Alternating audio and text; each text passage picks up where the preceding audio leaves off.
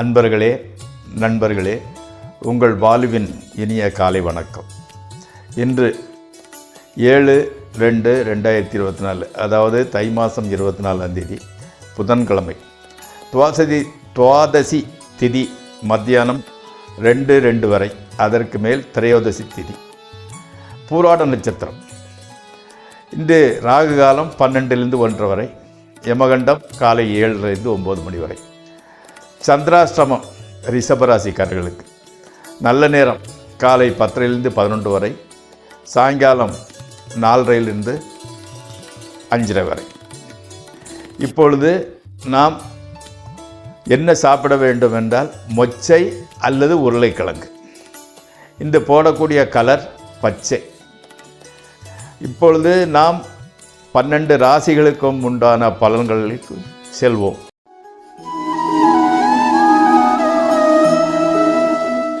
முதலில் மேசராசி. மனதிற்கு இனியவர்களை, விருப்பமானவர்களை சந்திக்கக்கூடிய நாள் இது. ஓகே. கண்ணில் உள்ள பிரச்சனை தீரும் நாள். மனைவியின் ஆரோக்கியம் நன்றாக இருக்கும். நீண்ட நாட்களாக பிரச்சனையில் உங்கள் லேண்டோ ஏதோ சைட்டோ வாங்கியிருப்பீங்க, அது பிரச்சனையில் இருந்துட்டு அந்த பிரச்சனை இன்னையோட தீர்ந்து போயிடுது, செட்டில் ஆகி அந்த டாக்குமெண்ட்ஸ் எல்லாம் உங்கள் கைக்கு வந்து சேர்ந்துருது. ஆமாம். சுற்றத்தினரால் கொண்டாடப்படுவீர்கள். அவன் அப்படி பண்ணிட்டான், இவன் பண்ணிட்டாப்பா, பாருப்பா எவ்வளோ டேலண்ட்டுங்கிற மாதிரி உங்களை பற்றி சுற்றத்தினர்கள்லாம் ரொம்ப பெருமையாக பேசுவாங்க. ஓகே. ஸோ ஆகக்கூடிய இன்றைக்கி நல்ல நாள் தான். அடுத்து ரிஷபராசி. பிரயாணம் செய்வீர்கள். ஆனால் எந்த காரணத்துக்காக பிரயாணம் பண்ணுறீங்களோ அந்த காரியம் நடக்காது. அதே சமயத்தில் பையனுக்கு ஜாப் பற்றின நல்ல செய்திங்கிறது வந்துக்கிட்டு இருக்குது. ஆமாம். கடன் பிரச்சனை கட்டுக்குள்ளேயே இருந்துக்கிட்டு இருக்குது. உடல் நலத்தில் கொஞ்சம் அக்கறை எடுத்துக்கோங்க. ஆமாம். அடுத்தால மெயினாக என்னென்னு கேட்டிங்கன்னா, அசையாத சொத்தில் இன்வெஸ்ட் பண்ணுறதுக்கு நினைப்பீங்க. நல்ல முடிவு, முயற்சி பண்ணுங்கள், வெற்றி கிடைக்கும்.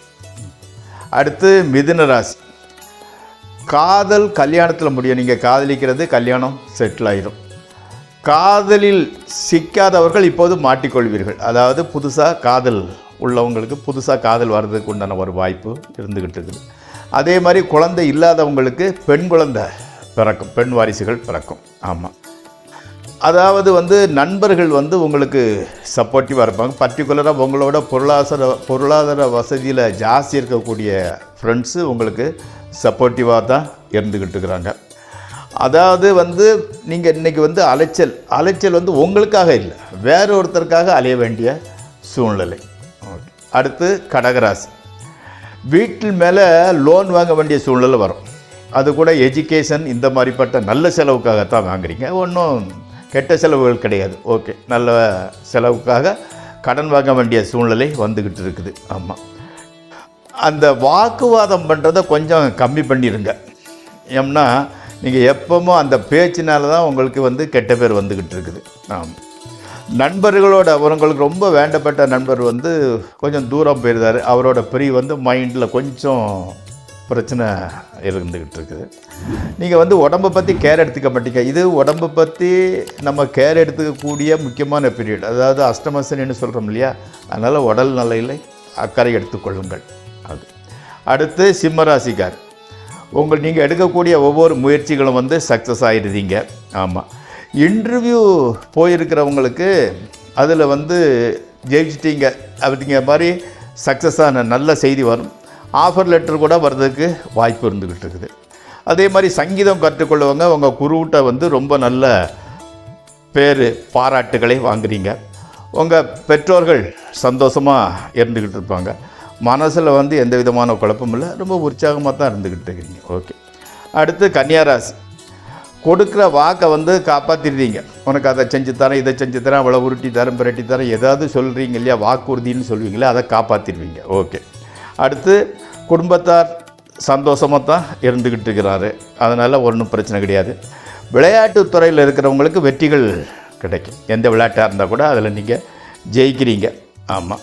இந்த பெண் குழந்தைகளுக்கு பூ முடிக்கிறது, சீமந்தம் பண்ணுறது அல்லது வளைகாப்பு நடத்துறது, அதான் சீமந்தம்னா வளைகாப்பு தானே, அந்த மாதிரி புனித நீராட்டு விழா, இந்த மாதிரிப்பட்ட மங்கள காரியங்கள் நடக்குது. ஓகே. அடுத்து துளாராசி.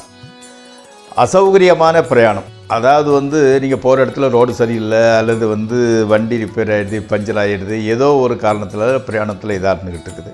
அதே சமயம் தொழில் ரீதியான பிரயாணம், ஒரு தொழில் ஒருத்தங்க சொல்லி போகிறீங்கன்னா அந்த பிரயாணம் சக்ஸஸ் ஆகுது, ஆனால் அதுக்குள்ளே போகிறதுக்குள்ளே களைப்பு ஜாஸ்தி ஆகிடுது. ஆமாம், உங்களோட எதிரிகள் கூட நண்பர்களாக மாறிக்கிட்டு வந்துக்கிட்டு இருக்கிறாங்க. ஆமாம், பரம்பரை தொழில் பண்ணுறவங்களுக்கு நல்ல முன்னேற்றம், அதாவது அப்பா செஞ்சது தாத்தா செஞ்சதை நீங்கள் செஞ்சுக்கிட்டு வந்தால் உங்களுக்கு நல்ல முன்னேற்றம் இருக்குது. தொழிலை விரிவுபடுத்துறதுக்காக அதையாவது எக்ஸ்பேண்ட் பண்ணுறதுக்காக முயற்சிகளை எடுத்துக்கிட்டு இருந்துக்கிட்டு இருக்கிறீங்க. ஆமாம், ஸோ இந்த நாள் பரவாயில்லை, ஓரளவு ரசிக்க தகுந்த நாள் தான். அடுத்து விருச்சிக ராசி. அதாவது பிரிந்திருந்த காதலர்கள் சந்திக்க வேண்டிய சூழ்நிலை வரும்.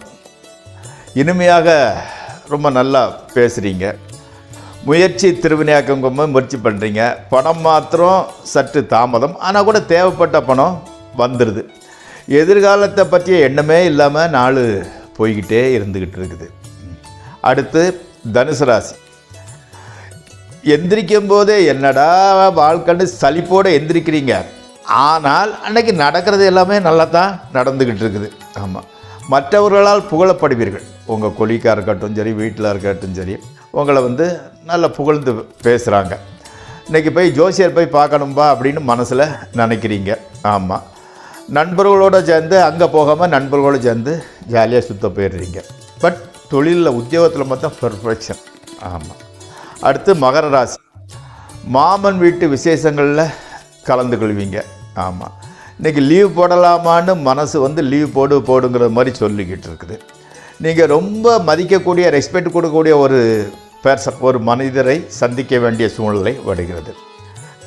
நீங்கள் வீடு வாகனம்லாம் வாங்கின பிறகு அது விலை மதிப்பு ரொம்ப ஏறிடுச்சு, அதனால் உங்களுக்கு மனசுக்குள்ளே ரொம்ப சந்தோஷம். பாடுறா நம்ம இப்போ வாங்கினதுனால, அன்றைக்கே வாங்கினதுனால இவ்வளவு லாபம் அப்படிங்கிற மாதிரி மனசு ரொம்ப சந்தோஷத்தில் நடந்துக்கிட்டு இருக்குது. அடுத்து கும்பராசி. வலது கண்ணில் சற்று பிரச்சனை ஏற்பட வாய்ப்பு இருக்கிறது. ஓகே, தொழில் முன்னேற்றம் நல்லபடி நடக்கும். பெண்களால் லாபம். நெகட்டிவாக கூட பாசிட்டிவாக மாற்றக்கூடிய வித்து தெரிந்தவர்கள் நீங்கள், அதனால் உங்கள் வாழ்க்கையில் நீங்கள் ஜெயிச்சே தீருவங்க, அதில் மாற்று கருத்துங்கிறது கிடையாது. உடம்புக்கு கொஞ்சம் ஓய்வு கொடுங்க. ஆமாம், குலதெய்வ வழிபாடு ரொம்ப நல்லதாக இருந்துக்கிட்டு இருக்கு. அடுத்து மீன ராசி. உங்களோட இளைய சகோதரம், தங்கச்சியோ தம்பியோ உங்களுக்கு சப்போர்ட்டிவாக இருந்துக்கிட்டு இருப்பாங்க. இன்றைக்கி வேலையில் வந்து ஒரு இன்ட்ரெஸ்ட், உற்சாகம்ங்கிறது இல்லாமலே இருந்துக்கிட்டு இருக்குது. அதே மாதிரி உங்கள் கணவனாக இருந்தால் மனைவியும், மனைவியாக இருந்தால் கணவனும் சப்போர்ட்டிவாக இருந்துக்கிட்டு இருப்பாங்க. எல்லாம் இருந்தால் கூட ஒரு சலிப்பு, என்னது ஒன்றும் இல்லாத மாதிரி ஒரு ஃபீலிங் உங்களுக்கு இருந்துக்கிட்டு இருக்குது. பெற்றோர்களோட ஆசீர்வாதத்தை வாங்கிக்கோங்க. பெரும்பாலும் வந்து இன்றைய பொழுதுக்கு விநாயகர் வழிபாடு உங்களுக்கு நன்மையை கொடுக்கும். இதற்கு மேல் நாம் ஜோதிட பாடத்திற்குள் செல்வோம்.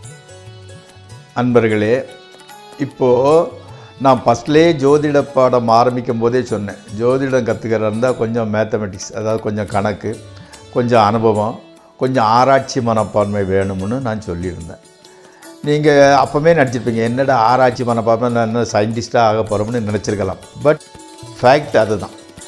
இப்போது நீங்கள் ஆராய்ச்சி பண்ண தான் உங்களுக்கு வந்து அதனோட தத்துவங்கள்லாம் புரியும்.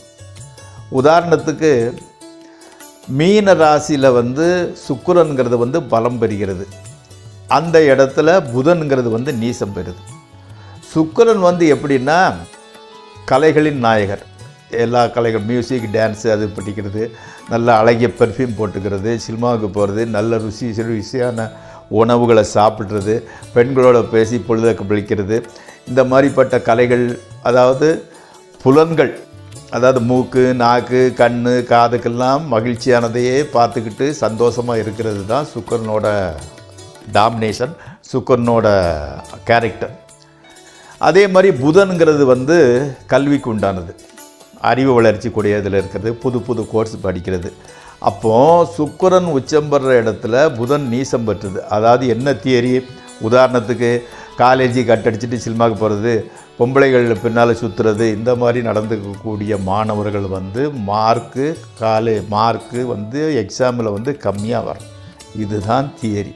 அதே மாதிரி வந்து புதன் நல்லா கல்வி கற்கிறவா இருந்தால் அவன் வேலை உண்டுன்னு டெய்லி போகிற வீட்டு பாடத்தை போய் படித்தவன் ஹோம்ஒர்க் பண்ண நம்ம இருந்தால் அப்போ அவனுக்கு இந்த பாட்டிலையோ சினிமாவிலையோ சங்கீதத்திலோ ஈடுபாடு ஜாஸ்தியாக வராது.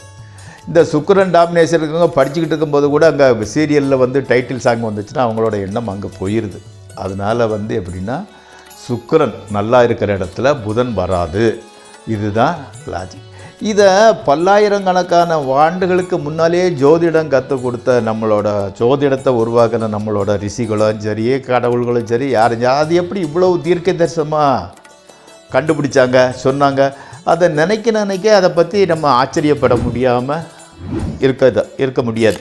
ஆச்சரியப்பட்டே தீரணும். என்னென்னா அதை உள்ளே போக போக அவ்வளவு நுட்பங்கள் தெரிஞ்சுக்கிட்டு இருக்குது.